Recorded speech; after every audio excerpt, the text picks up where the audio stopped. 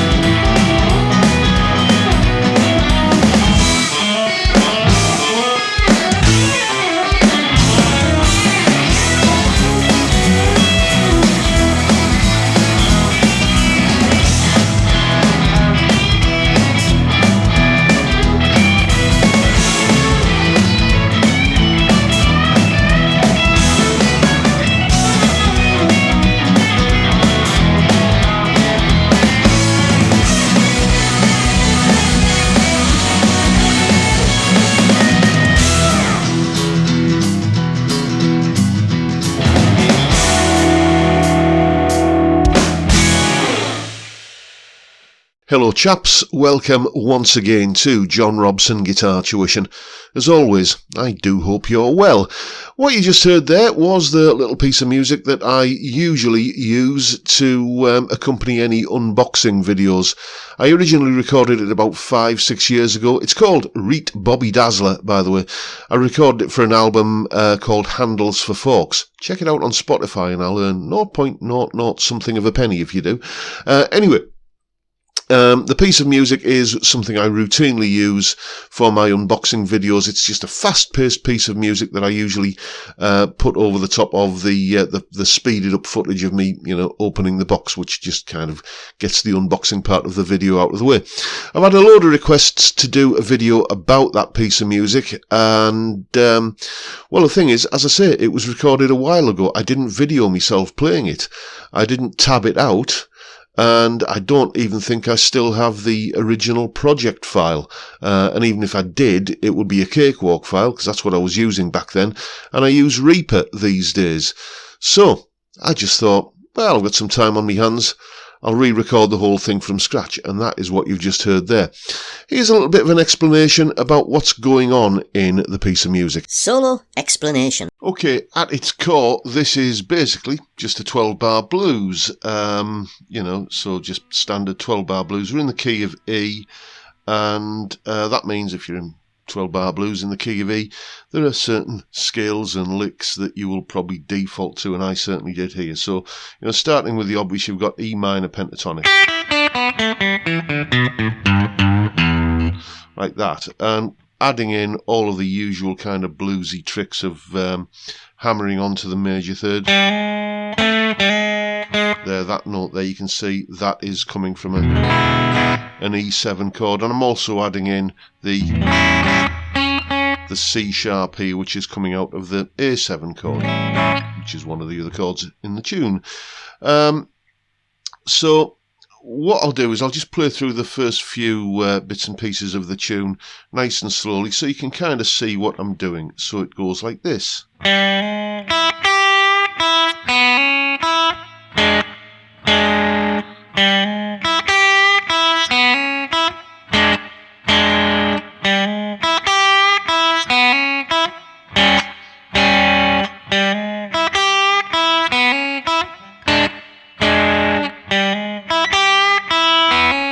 And at this point I do like a hybrid picking thing, just using double stops, sixths, and we've arrived at the B chord here. So I'm using the B Mixolydian mode, which is basically just B, C sharp, D sharp, E, F sharp, G sharp, A and B, and arranging that in sixths basically. So like there's a D sharp note there, and if I count 6 notes up that scale that I've just been talking about from D sharp, it goes 1, 2, 3, 4, 5, 6. It takes me to that note. So I'm basically going to partner up those 2 notes and then just kind of track that as it moves down the scale. So I get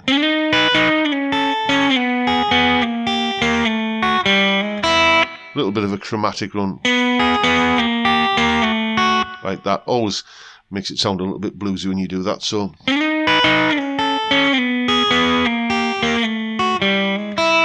and then just some kind of bluesy sort of stuff, you know, just again Stevie Ray Vaughan, E minor pentatonic-esque kind of licks like that. And then the next chorus of it basically is just relying on sort of unison open string stuff. So I'm kind of sliding up to the E note on the 2nd string and then playing the 1st string. So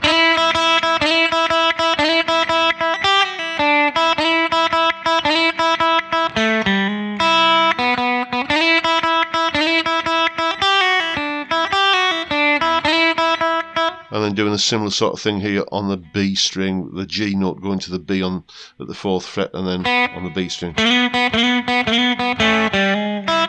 And then just, again, blues licks.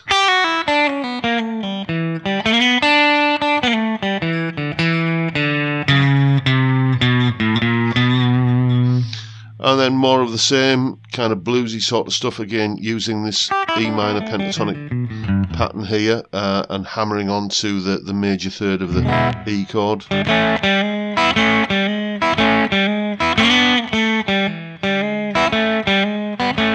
And then that's taking us up to the A chord. You can see that pair of notes there are in the A chord. And I go up to that there, which you can sort of see if you think of that A7 there, and then coming up to this A7 here, I've got this pair of notes, so I get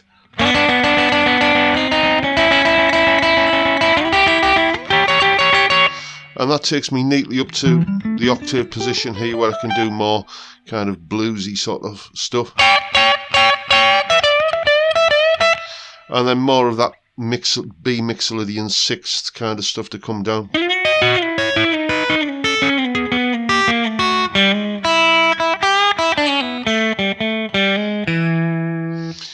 And that's basically the first 3 sort of choruses of the tune, just sort of mapped out there like that. We're next going to like the B section of the tune, where basically it's a different chord sequence. What I've done here is I've just robbed the chord sequence from Freddie King's The Stumble. I'll play through the chord sequence. We've got A to E, then back to A, then to B, Then this ascending thing where it goes to E over G sharp, first inversion E chord, to A, to an A sharp diminished, and then E to C sharp minor, F sharp minor, B, E, and just turns around like that. So what I'm doing over that, this is where I do a little bit of kind of chord substitution basically over that first part where it's going back and forth between the E, the A and the E chord. Well, if I take an F sharp minor chord like that and just play the top part of it there, that's just a little F sharp minor triad like that over the top of an A bass, that gives the sound of an A major sixth chord. And if I then shift that down to an E minor, there's an E minor bar chord, just play that little E minor triad like that, again over the A bass note, that's giving the sound of a ninth chord. So I can basically just do a little sort of arpeggiated thing like that, and over the top of it I'll play the A bass note like that. It's just a very effective way of using some chords to play a bit of lead. And then when it goes back down to the E, I just transpose exactly those same ideas so that over the kind of E chord or the E kind of bass or whatever, I'm playing a C sharp minor, which is giving E6, and a B minor, which is giving E ninth. So you get, where are we? Then to the E, and that's kind of what's going on there. And then, as I come out of that, I just go into, for the where are we? The let me just get me bearings. Yes, sir.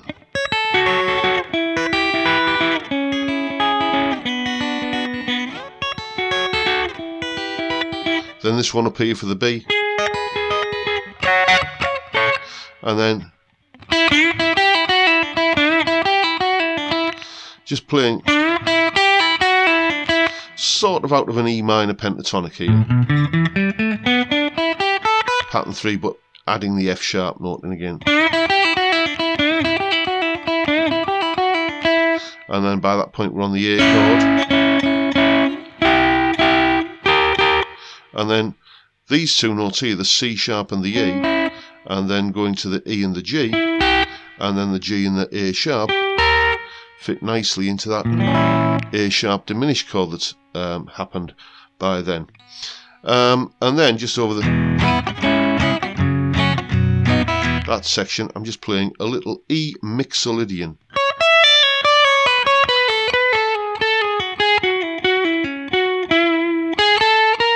Something like that.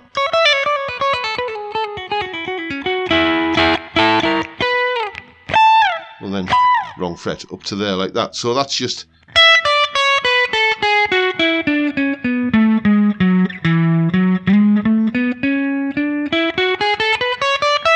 E mixolydian, the scale that sort of works in a bluesy way over an E chord, and just coming down in like a triplet kind of thing.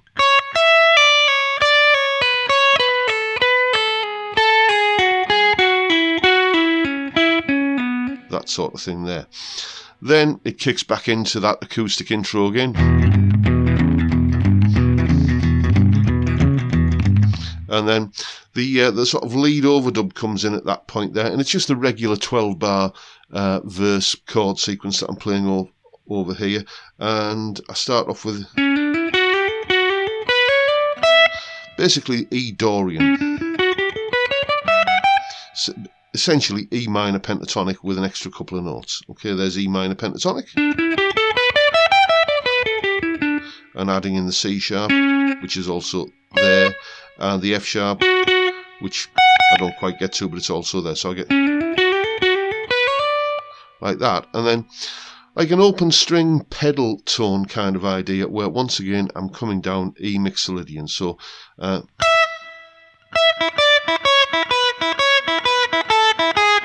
just map out the scale which is E, F sharp, G sharp, A, B, C sharp, D and E, and just come down the scale.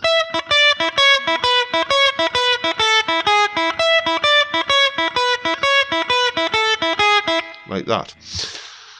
And then I do a similar thing, which you probably wondered, that looks a bit weird and sounds a bit odd when you saw it on the track. Basically what I'm doing here is that because this track is inspired by Danny Gatton, I wanted to do something a bit similar to the kind of thing he would often do, where he kind of goes for, you know, that Les Paul kind of trick of speeding the tape up. So all I did here was, we're over the A chord here, A mixolydian,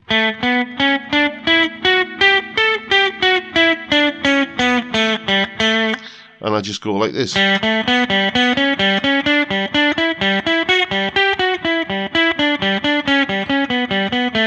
Something like that, okay? Play it at half speed and then speed the tape up, or, you know, speed the recording up, because we're not recording the tape these days. But basically, it's just a little kind of tip of the hat to Les Paul, and then that pretty much is all that's going on in that, you know, in that middle section there where it goes, you know, a bit, I think I called it trick lead guitar in the tab. And then we come out of that with, again, more sort of double stops, you know.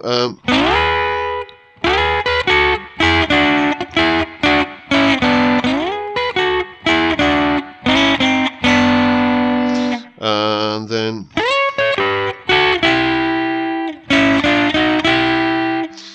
all I'm doing there is I'm arranging, like there was two chords involved there, the E chord. So I'm thinking E mixolydian. You know, so where shall I just do it? Let's do it.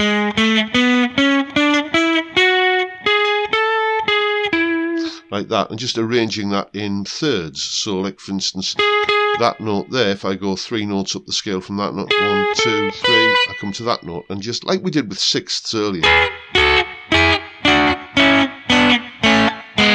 Like that, and just...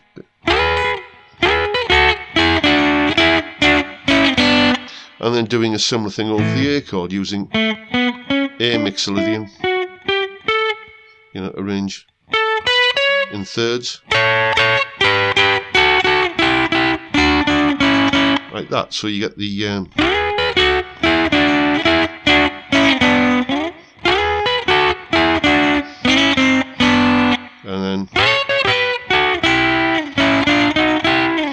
and then back into more of this kind of stuff down here where we began. That kind of thing. And then after that, I think it takes us back into the this part again.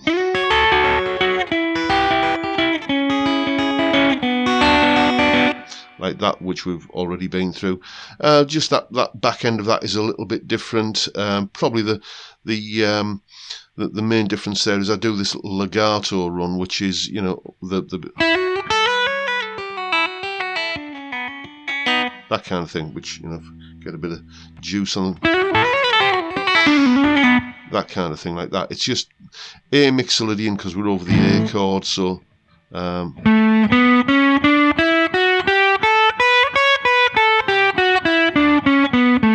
that's the scale, A, B, C sharp, D, E, F sharp, G, A, B, C sharp. And I'm just literally hammering on and pulling off my way around that, so.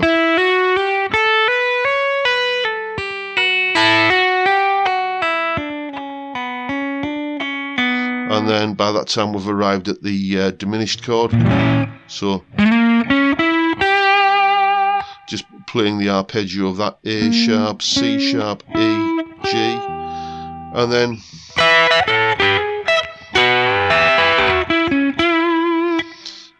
just basically a little bit of an E minor, E major pentatonic thing, straight out of the Chuck Berry playbook.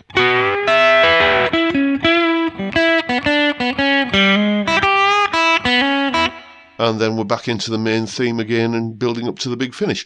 So, you know, it's all just basic blues stuff here, really. There's a fair bit of the old double stop kind of stuff.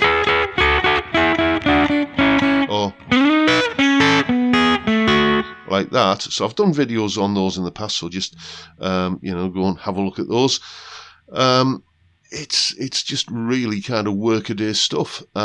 It's not as difficult or not as clever as it tends to possibly sound when you're listening to it. I often find this is the case with rock and roll and rockabilly stuff, because the tempo is fast. This is at the 180 beats per minute. You get the impression that the whole thing has this kind of, everything is playing fast. I'm not really playing fast. I mean, if I play that lead part,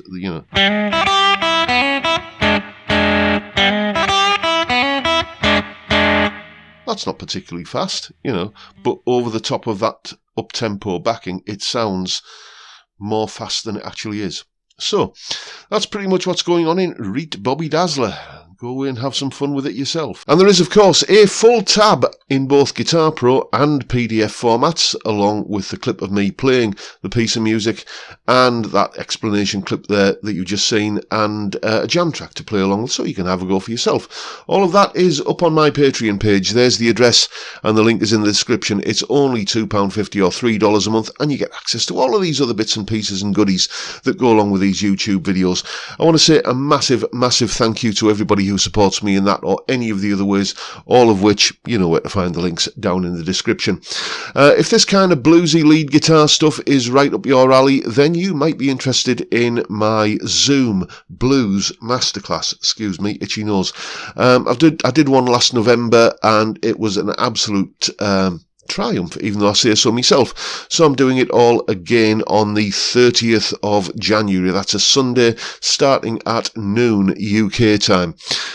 Tickets are £50 if you're a Patreon supporter, or £75 if you're not. If you're not a Patreon supporter, you can book your place via the link in the description. If you are a Patreon supporter, well, head on over to my Patreon page and secure your place there. There's still a few places left, so if you're interested, get your skates on, and maybe we can all meet up on the 30th of January and do a little bit of blues guitar playing. And basically it goes through all of the kind of stuff, right from basics, pentatonics, all the way through up to more sort of advanced diminished scales, and all kind of whole tone and super lockery and all that sort of stuff. Everybody that took part in the first version of the masterclass has been singing its praises, which makes me feel rather proud. Or is that smug? Anyway, enough of that.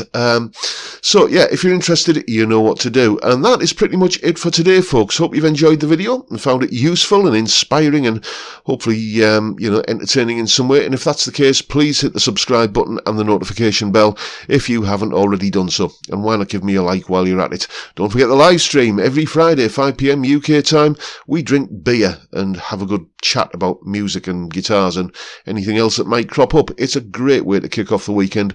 I would love to see you there if you can make it. But for now, I'll bid you all a good day and say thank you so much for watching. Thank you for your time. Look after yourselves, folks. Stay well, stay safe, and above all, stay sane. Bye for now.